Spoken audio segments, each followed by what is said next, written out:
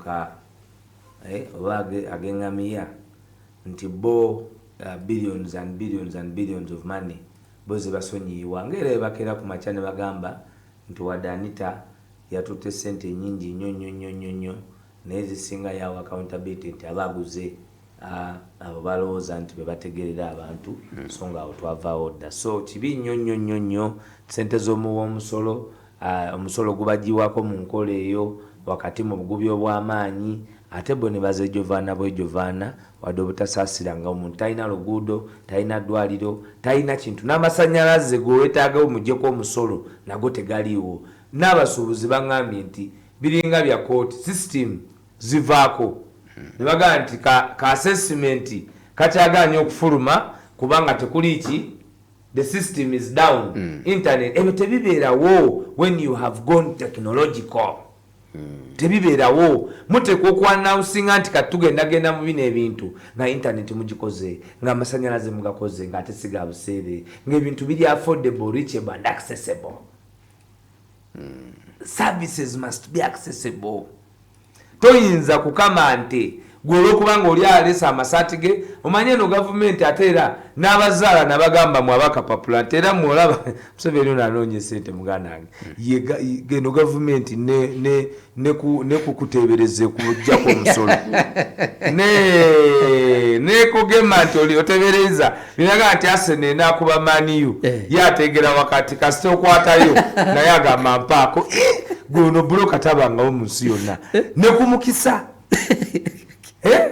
nti Liverpool esamba Arsenal nti Liverpool ejja kuwutula Arsenal golo 3 hala yakulindira eri kadirisa ekitegeeza naye abasibye era naye abasibye gavumenti ya Museveni esiba kapapula kenyini kubanga bwowangula naye ng'akola ki ng'ajaganya gwe omuntu ajja ku musolo omukisa n'ataswala n'atakola kintu kyonna omuvangako muganda wange kubanga ku mukisa kuliko VAT 15%. Kati yagenze mu 18 kyokka nga ne companies okwe establishment zisasula omuki omusolo double taxation naye olwokubanga nze ate ekintawanya muleeta mutebya influence nga banita amongo sente baziteeka ku account ndala kuzigenda nazo mu bootu. How are you managing the economy? How are you managing the economy? Okay. Bajita Paul FM nali wano nembagamba nti baleeta kaada nali wano nembagamba nti bakute kaada oli omwana yakabidde mu State House nti nange bampemu jjajja nkwate revenue Dolly Sakolo ne bamugoba ne bamala ogoba Dolly Sakolo ekimu ku kyejja Dolly Sakolo mu office yeri handshake kwe basinziira okuleeta ebigambo ebiyitirivu kakati ne baleetawo kaada musinguzi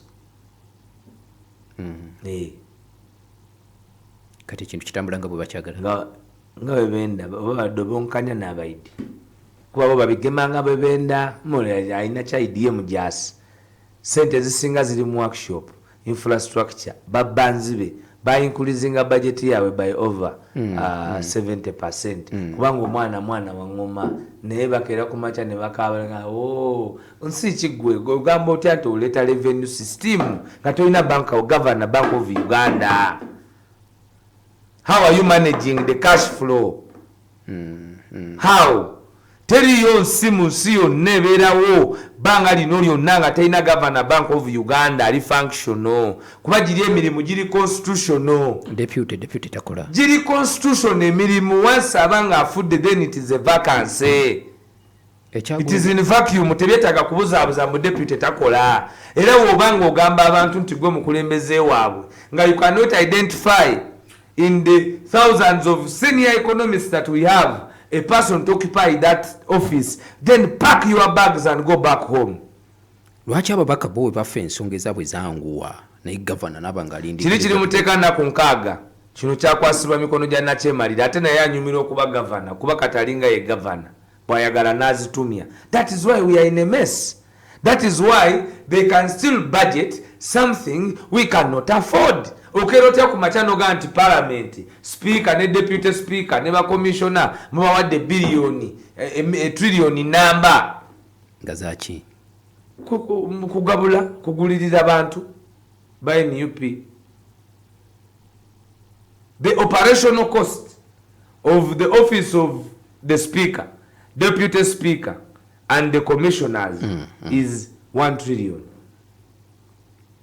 Tebabalimba nti lopu abiri office ya lopu Honorable Joel Ssenyonyi bwe yayingira mu office kyebasooka okukola kwe kumuggyako abakozi bonna abali abakozi aba office ya lopu ne babafuula permanent byonna bizanyibwa oli bodyguard bingi byetagamba bannayuganda. Yes, kiki bajjako Ssenyonyi talina bakozi mu office bonna babafuula permanent. Abakozi abaleetebwa bonna balina animosity ku deliverance of work. But such bonna balonderera be baddamu ne baweena okubanga olina kyemalira ago bayita Anita Mongo Kyeruppe ye obuyinza bonna yabweddiza. Waliwo ekirala bonna yabukola ki? Yabweddiza budget ya Ssenyonyi ne bagisala. Era byonna biri mu public domain. Kakati titugamba nti no, it is okay. Ssenyonyi will work even with the budget or no budget. Kyetuba tukola kiri simple. Let's cut this budget by a half. Let parliamentary cost be 500 billion. Eno budget jayisa ne banne njagala Kayongo tegere nti 55% of that budget 55% of that budget sente za kwewola teziriwo. Naye oli olw'okuba yagala okuguma amugambye mbu ekizigo kya mmekako tekimala mwetaagamu empiso ffe twongeremu essente ku musendezo muwa omusolo. Ffe twamugamba okuva bwe yali afaanana. Nekino kkiriza nkikubuze Waiswa wakati leero nsibye ku seteeserezo nembako tewali nateeserezo libeera waawo nembako byenzudde bangambye nti Ssenyonyi Right Honorable Joel Ssenyonyi yes buli nsonga gy'aba alina okukwasako emikono gye nga loopu alina kusooka kuva wa komishona ayogera ekyo ate aba mujjega kati luli komishona ne loopu ani yali asinga okuba omunene anti ono yagenda n'amaanyi ono ali ne bali leero asomye ripooti ya Museveni eya Namboole nalina bali era agambye amazeeyo wiiki namba nga ali Namboole obulimba ye yabutandikiddewo musaadde oyo alimba bana oba yayonka bulimba nenambo ne kuba dada alimba kyamaze wiiki namba nga alabirira essente ze Namboole ese n'okuloba n'omusoga akoba nti owayanga niba ino ng'oba agaline tyamagombe gali balya waba egomba kati Ramazani yavaawo. Kama Katonda mmwe ekyumula eky'emirembe. Amina. Nina kenjagala tuwunzike nako aba NRM bamaliriza okukola register zaabwe nga balaga nti abantu balina bali mu bukadde 18. Naye gwe musajja mukulu aligenda okuwumula. Leka mmalayo ekibuuzo Waiswa. Aligenda okuwumula nga bamukoze ebintu ku siku eyali jeno register omanyi Waiswa register nti abantu balina bali mu bukadde 18. Kati ate bwogerageranya okulonda kwe twakawunzika kati abalonzi bali mu bukadde 18 kitegeeza bonna abantu abalondamu 221 bonna benale mwe mulina baliwa. Kati kankunyumizeeyo ekintu kino kyobola bansese nnyo nga nejajja ye babimuddamu buzzi bipya tebamukoowa ekimu ku kyago bya Jeno Kali Kaihura era ebyobufuzi bino kati embokodde bajja okuba todongo bwebanga egundi eyo lipooti si yaiso nga iso si yasazeewo okubiri naye kyenategerako nti baatula mu meeting eya security naye nga tukoze tutya mwe mwaleeta program era todongo ayinza olwawo golaba todongo ne Jeno Museveni pozi engeri Waiswa gyayogedde ku muzindalo kati bawulidde bayinza otekayo olukiiko enkya noyinza okulwawo okubalaba nga basinkanye lwaki bamulimba mu exercise ekisooka exercise ekyagigana okubaka abantu ekisooka 1 bo bennyini bakulaga nti tekuube bantu batya bagamba nti mwegendereza abe NUP tebegatta mu register nga mwe bangi muyinza okwegendereza abatono ate babaira n'abantu miliyoni 18 ati Kayongo oyinza okugamba nti mwegendereze abe NUP abo bayinza okujja ne bakyankalanya ne baba bangi mu kibiina kyaffe ne batuwangulira mu bumyufu ye yali enjogera ya General Museveni nti mwegendereze Bobi Wine yo tayingira mu structures ezo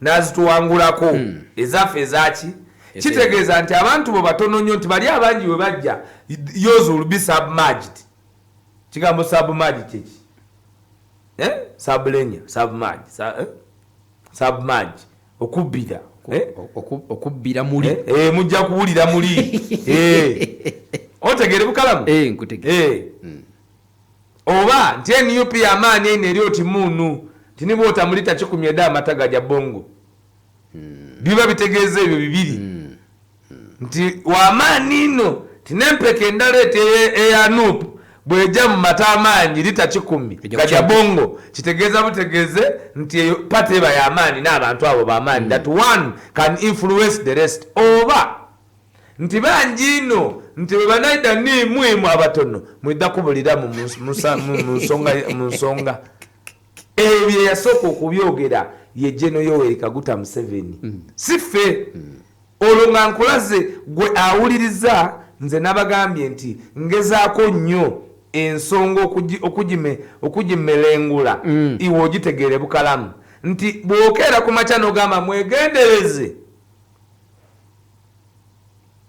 mukoleti mwegendereza abanupu abo we bayingira mu kintu bajja kukituwambako kitegeeza bangi nnyo okusinga gwe boyina era weeraliikirira obungi bwabwe okuinfluencinga decision y'abatono oba nti mu butono bwabwe babusagwa nnyo nti gwe ne bwe bayingira mu bantu 10 babakyusa ne bagenda nabo nga byobwene kavule tomanyi nti Bobi Masanyalaze yakeerako ku makya ebugiri n'akola ati nzinamulabako n'akola ati jona tewaliyo nga bonna abantu bayiika buyisi balina laale ze baaliko ne buli yalabanga ng'akola ati twabadde wano biri wano ku likodi twabadde wano twadde tuva kibuga bantu b'ekibuga mbalamusiza bonna kibuga nansana wonna tetulina tabbo nammwe alhamdulillah omukulu mwamulazo muhabbati guli gwenyini gwe tubatusa naye nkubuli abantu bavudde yazze ne batandika okuwunyiriza olusu nti wuuyo kumbaga emikolo gyayimiridde mu kwanjula abakona ab'abazungu n'abalabye nga bali wali bali ku mustaga the gladiator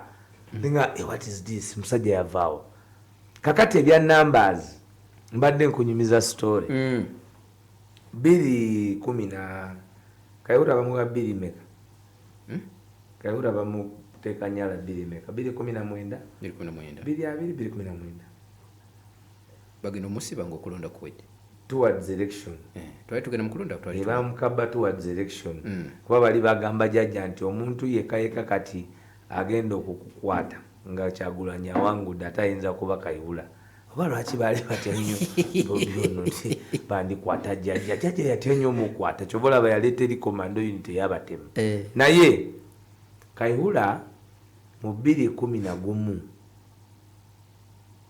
batandika ensonga y'abacrime preventer bwe batandika ensonga y'abacrime preventer baali batandise ebintu byabo okutuwaako ebyo bitandise kati ne baleetawo erivako ly'abacrime preventer balina bakitata oyo yali mu kkomero lw'emundu ya Golodi nga ne Golodi tamanyi ye mwennyini bwafaanana kakati bakedde ku makya kyokka oba obutaawe nagenda tomuwulira nga ye azeeyo wani watali wamuwozi naye nemanya ali ku survive omusajja wattu abadde mu kkomera yali musajja wange before kakati munange nga Kayihura ng'agende wa General Museveni that is towards 2016 election bafudde bayise omuvubuka simanyi yekamugisa simanyi kanaani naye weeyo waabwe nti balina bacrime preventer million 11 bacrime preventer million 11 ka tugenda mukaki mukadulu 215 buli crime preventer bagenda mu wasimanya akagaali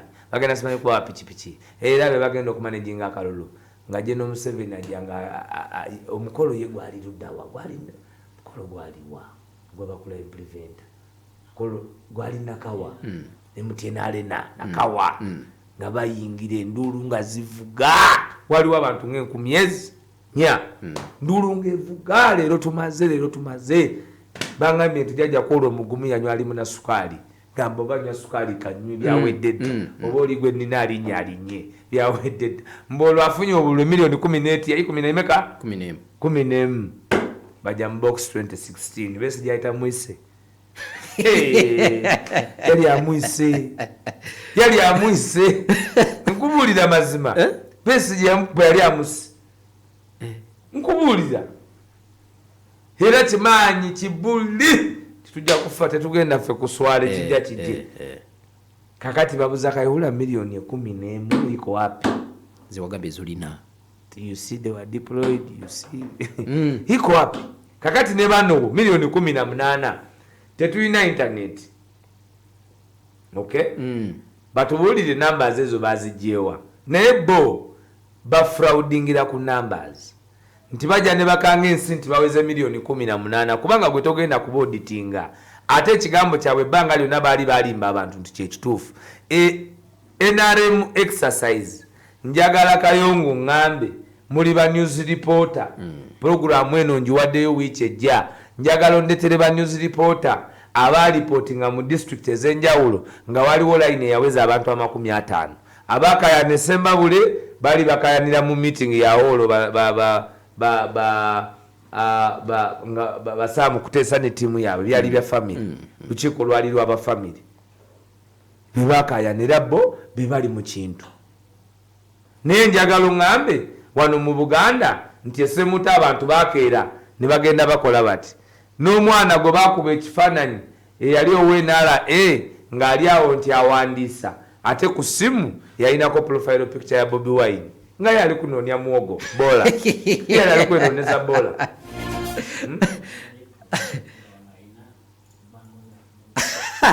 ne yali mu apron omuwala nga naye bango era naye ya Bobi Wine naye ng'ali noonya bola mu musaayi Bobi eno mu byesente me bano n'abadoofu akola atya era ffe nga tufuna lipooti nti eno leero 0 sibyewo busiibi tetufunyeyo wadde kiri ekibi n'abantu bakikoowa ino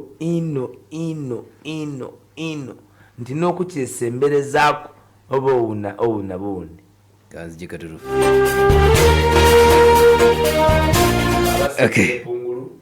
kakati kwe kankubulire omanye ekyajja muhoozi mu bantu oyo komanda kubanga yagenda Masaka nezitanka n'asituka na toileti na buli kimu ninga abantu tewali bantu bwe babaddemi nga tewali n'agendera mu helicopter kubanga bo bakyali ku elementary nti helicopter esolooza abantu Masaka tebakunganya ate baliwa ate ozaki yanyuka mangu naye agenda eri munnange the cost of deceit triumphing over the truth my brother Hakim is extremely expensive, tedious and unforeseeable. Mark my words. Ebbeeyi ey'okulwanisa obulimba okuwangula amazima nene nnyo era nkukakasa tesobola kuwangula at any one time. Martin Luther King Jr. yagamba nti the truth, no matter how long the bend is, the truth will always find its way to the climax. Nti the arc, nti omukono gw'amazima gusobola okweweta n'ogamba nti aye ndigagaana ayo gy'okujja waliwo ebisembera nga gali awo gakulinze nti President wa Uganda nabako bali Bakyagulanyi Robert Sentamu Ngobe tine president buti le mazima sigaze eddakiika ziringa 2 naye nina akantu kenjagalwa ompisizeewo naye mu bufunze Waiswa kyekyaviiriddeko abeeruzirugana Kyagulanyi president okulaba basibe anti bo balowooza president akinyonyodde bo balowooza nti bw'agendayo abawa ekibuli nti era bw'ayogera n'essaanyasaanya n'akola ki naye bali bebaweena amaanyi kubanga bayimiriddewo ku nsonga y'abantu nga bagaana okukkiriza abantu abamu babakwata okuboogereza bave ku mulamwa naye boolaba balwayo baba balemedde ku mulamwa abantu abamu babakwata era eyo mukomera ne babakonvisingirayo ne babakyusa obwongo kubanga gavumenti eba n'engeri nnyingi nnyo basobola okukyusa obwongo naye bano baganya okukyusibwa obwongo baganya byonna babibakoze baganya okukyuka kati batandisira oteekawo embeera egamba luli bagamba nga teri basibe ebyo bya bulimba. Omukazi mulamba bamuyita Angadya. Angadya ye n'agamba nti ebyo bya bulimba abamu bali bweru. Leero General Yoweri Kaguta Museveni mu kulayiza baminisita mu lukiiko olulayiza baminisita ba Uganda declaring his government cabinet eyo yemu ku the biggest ceremonies of the executive. Yes. Kubanga abafuga Uganda amatabi gali asatu, the executive, the legislature and the judiciary. Bw'oba otuuza bamemba ba executive nkubuulira amawulire gonna gabeera ku baani bali mu kukwata buyinza. Naye mu kukwata obuyinza omulundi guno kasokedde gubanga lwa Mindi bassebo ne banyabo Kyagulanyi Robert Sentamu yali ku mwanjo. Baani abanaamusobola okumulwanisa atufuukidde akayinja mu ngatto ne baleeta Lilian Aba ne baleeta Balamu musajja watu. Eyo ministry mwe bamusindika nze musibe ssente bw'anaafuna muliza otuwadde you're going to go out there a very frustrated man, a very frustrated man, and you'll regret the rest of your life why you made that decision. Kubanga mbadde mu Kibuli. Kibuli. Ummanyi Kibuli. Kibuli flew a presidential helicopter. Kibuli ate naye muganda wange. Badde okimanyi? Gundi gye bamwadde si mwali ne gundi ono. Nkubuulira. Ya flowing a presidential helicopter paka waka sigumu sebiri sesatu. Nalabako n'amaaso gange bullion van ngegula bagulawo gate bullion van eyingira. Bullion van. Yeti. Ne stule mpiya. Nze mbulina ebintu bingi era nsekerera abantu abalowooza nti nze nsobola okujja olw'obusente. I shut up. Very formidable person. Onfuna bulungi. Ministry yalimu Major General yalimu Major James William Kinobe. Yajirimu. Gomanyi Major James William Kinobe akube nanga amanyi okuyimba ali mbayimbi ali buli wamu oyo Kinobe Major besuti buli omu naga nti Major ono yali mu nsiko muganda wange Major akubuulire kuba nakolako ne mu Afro Arab nga otandika enteekateeka. Eyo ministry yalimu ono gwe baakuba akalulu eddokolo bokobwa Anita Amongo maina na malala Evelyn Anita bonna bebamu genda omubuuza Evelyn Anita n'ambulance yagibajjako abalonzi kati oyo balamera nasise ne ngamba ntamanyi ate onogundi so onogundi yaliwa naye abasibe kati bo balowoozesa abantu olwaleero bakkiriza nti balina abantu abaasibwa olwa Kyagulanyi era baagala ogamba nti Kyagulanyi is an offense. Balamu yabasaba lisiti mwajimu. Baagala ogamba nti Kyagulanyi ate ffe tetulina reason lwaki tetugiwooyo alowooza nti because si kya muwendo ffe abantu baffe okuba mukomera.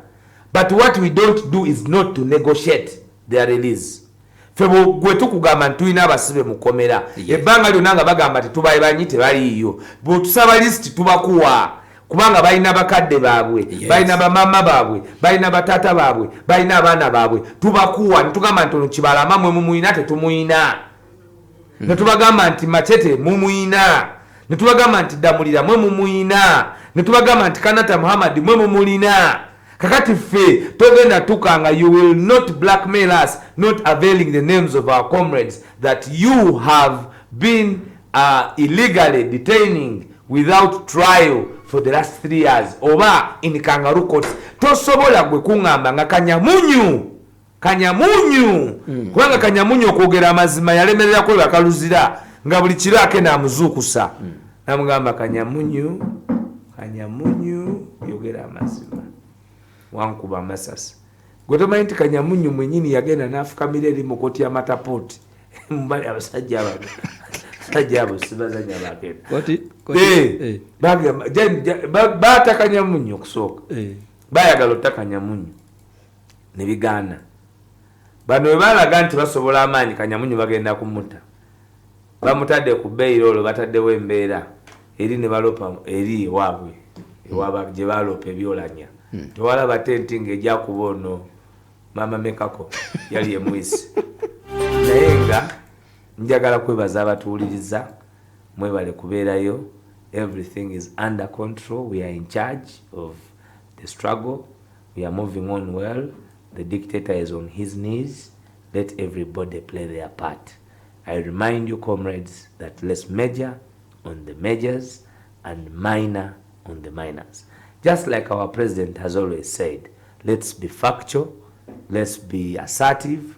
Atefe tetukugira malobozi g'abantu bonna, tuli even available for positive criticism. Kasteba ngeri respectful. Okay. Njagadde nnyo okwebaza bonna batuuliriza olw'okubanga musobodde okutuuliriza n'okutuwa ebirowoozo byammwe mu nkola enjawulo. Naye era ekyensusso kantumireko leero ku Edith Katende. Sweetheart, I love you very much. Mukama Katonda abankomire. Esaati eyo Edith Katende leero gye walonze njagadde. Eyo era kijagenda ne Boston eyo njiraba eyo. Jojo okugiramu. Wassalamu alaikum warahmatullahi wabarakatuh. Wa alaikum salaam warahmatullahi wabarakatuh. Tusobola kubanga tugaziwa okusinga kwano program namwatu bwetu bwetambudde. Nze muzzukulu wa Jjajja Budda, muzzukulu wa Kasira, muzzukulu wa Kanani Kayongo Hakim. Bulijjo omusingi gw'ekirooto kyo mu kufuna ettaka, okulikuuma wamu n'okulikulaakulanya gutandikira mu kukolagana n'abantu batuufu. 3 Ways Property Consultants Limited be bazze okukunaazaako ennaku wamu n'okufuula landlord nga bakufunira ettaka eriri ku muzuuri ku nguudo zonna eziyingira n'okufuluma ekibuga Kampala okutandikira ku miliyoni 6 zokka. Kati funa ettaka eryesigika okuva mu estates zaffe eziteekeddwateekeddwa obulungi nga tukkiriza n'enkola ey'ekibanja mpola ku 3 Ways ekitwawula ku balala. Ettaka tulina lya byapa byokka era nga tukuyambako okukola ku nsonga endala ez'ekuusa ku ttaka omuli land surveying